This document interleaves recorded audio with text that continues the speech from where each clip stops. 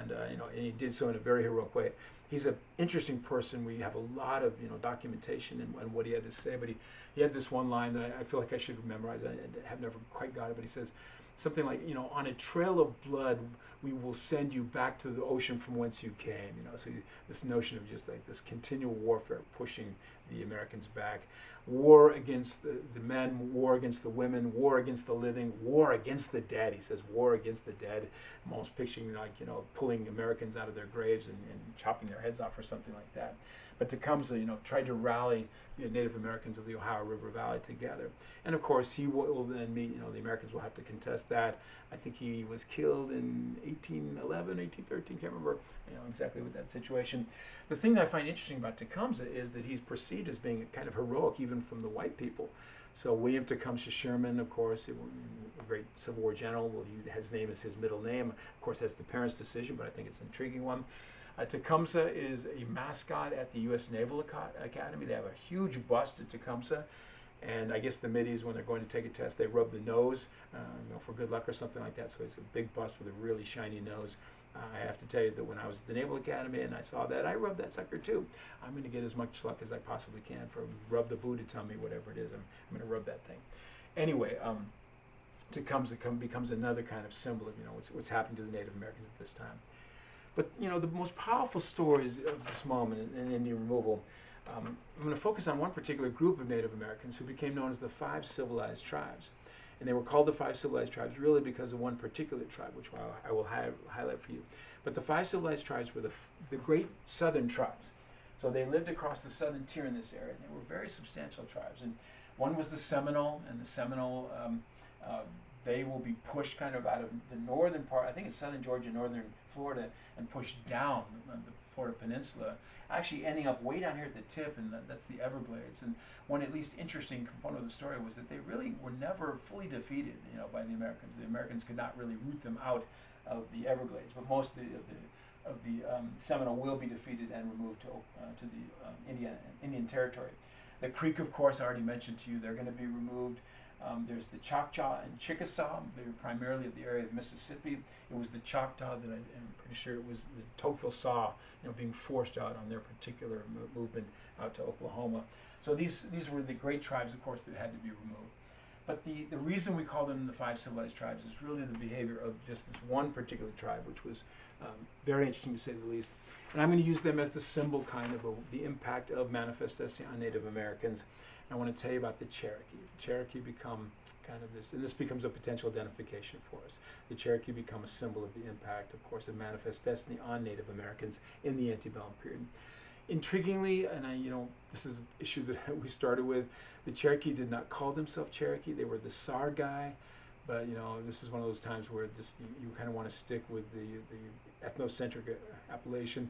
Yeah, I think at some point even the Cherokee began to call themselves Cherokee, so not necessarily inappropriate. Now the Cherokee, they lived in the area primarily of northern Georgia, so just like this entire area right here. So northern Georgia, north of Atlanta, a little bit of South Carolina, a little bit of North Carolina, a little bit of Tennessee, a little bit of Alabama. It's where the Appalachian Mountains kind of come and just sort of bleed out onto the southern plain. A very beautiful area. Actually, when we were traveling, we went to the north of Atlanta, and I think I was kind of in the Cherokee lands in a beautiful campsite. Anyway, they lived in that area. Well, right around the time of the American Revolution, they found themselves very much under the gun and at risk, of course, because of the forces of American expansion. So the Cherokee make this extraordinary decision. And the base notion is that if you can't beat them, you should try to join them. And so the idea was to try to assimilate American culture and assimilate American ways and be as civilized as they possibly could. All with the intention, of course, of protecting themselves, self-protection, and getting the Americans to respect them and basically to leave them alone. That was the hope and objective of what the Cherokee were trying to do. I do want you to know that it wasn't, everyone who went along with this. I was reading a story not too long about the Hopi, and the Hopi had those that wanted to kind of go along, a progressive part of the Hopi to go along with the white men's ways, and then a more traditional part. And there were severe divisions within the Hopi over this particular issue. And I think there were similar situations with the Cherokee, though it does seem like the leadership and the majority of the Cherokee were willing to go along kind of with the assimilationist notion. So what does this mean in real terms? It means that the Cherokee began to do as much as they could live like Americans. So they dressed like Americans, and you would see them wearing Victorian-style clothing. The men, of course, with those neck stocks and the high collars and all that kind of stuff. The women in corsets and bustles and hoop skirts and all that kind of stuff. At least for the elite, of course, and the commoners just wearing their common clothes. You see them living in American-style homes, and part of this is it's just the way it was. They lived in log houses, and that was actually their traditional home. But that was an American kind of thing. But for those who had more money, of the middling and upper and wealthier people, some of them lived in very fine Victorian mansions. If you see a picture of them, they look like just what you would see for the white people. And you're going to walk up onto a nice porch. You're going to enter into a big hallway, of course, with a parlor over here and stuff over here, breezeway in between the whole thing. Anyway, they're going to live in American-style houses. They participated in an American-style economy. So by the time we get to the 1830s, we're looking at them growing cotton.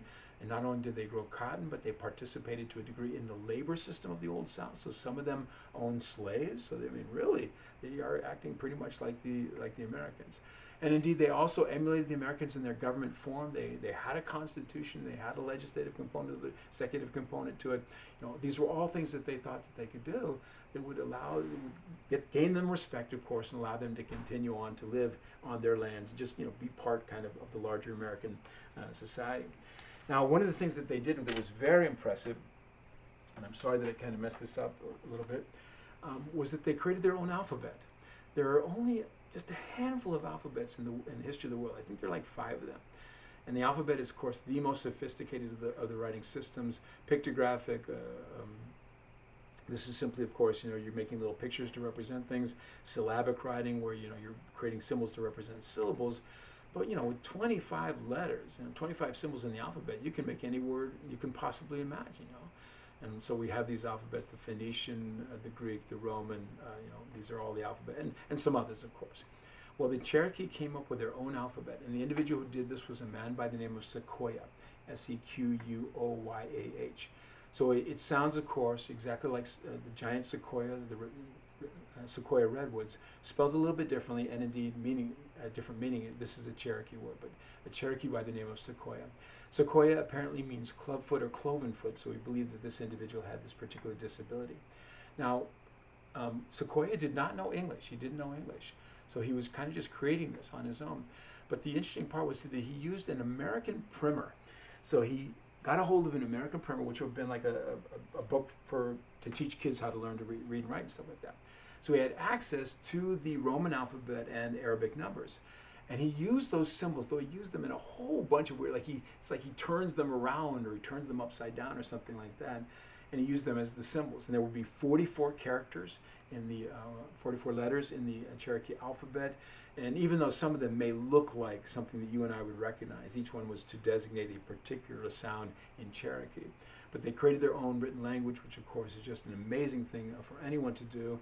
And when they published their documentation, including their news, including their constitution, they could do that in the Cherokee, though they often did it bilingually, so and not to be transparent, of course, not to offend the sensibilities of the Americans. Now, the whole idea of this was, to get the Americans to respect them and to preserve their holding on their lands in this particular area. But I'm sure you guys know that that's not the way it works, essentially. By the time we get to the 1830s, of course, there's the general policy of removal. There's a general desire on the part, of course, of the people of Georgia to get the Cherokee out of there. In fact, maybe the Cherokee advances created a higher level of jealousy. These are good lands. These people are growing cotton and stuff like this. A greater desire on the part of the white people to get rid of them. Now, the Cherokees kind of see this coming, right? And they're kind of know what's going on here. So they fought back. They wanted to make sure that they could hold on to their lands. And they fought back, though, in the civilized way. So what they're going to do is they're going to sue for their lands. They're going to present the documentation that they have, that it's their right to live on those lands, and they're going to be very effective in that regard. The Cherokee were smart in that they always retained all their paperwork. That's what you got to have the paper trail. And what they did was they played the way the Americans had behaved against the Americans. So the way it would usually work, is the people in the United States would want land. And so they would try to get that land, and they get it through a treaty. And the treaty would routinely say something like this, if you give us this land, then we guarantee you the rest of your lands in perpetuity. And they would do that, of course, in the colorful language of Indian treaties. The land will be yours for as long as the sun shall shine and the grass shall grow and the water shall flow and all this kind of stuff, okay? And so, and those would be signed by the president. They'd be, ratified by the Senate of the United States of America. Those are powerful legal documents. So, the Cherokee would sue, and they actually have two cases that make it to the Supreme Court. One is Williams versus Georgia. And in both cases, the Cherokee win. John Marshall, still Chief Justice, he says the Cherokee have the right to their lands, So they're going to sue to fight back. And indeed, of course, they're going to win those. But here's the thing, just because the Supreme Court says something doesn't mean that's the way it's going to be. In 1954, in Brown versus the Board of Education, the Warren Court ruled that there should be no desegregation well, they needed to desegregate the public schools of America with all deliberate speed. And so that's called for in 1954. By 1961, 1% of Southern schools were integrated. So it just shows you, sometimes people adhere to what the Supreme Court says and sometimes they don't. In this moment, Andrew Jackson did not like the Supreme Court ruling. The people of Georgia didn't like it. And so in the end, of course, the Cherokee are going to be removed also. In 1837, they're going to be removed and removed in a forcible kind of way. When the authorities removed the Cherokee, they didn't tell them that they were going to do it. So they kind of raided, just descended upon them. And I think that I get it a little bit. If the authorities had told them what they were going to do, then maybe they would have fought back in the old-fashioned way.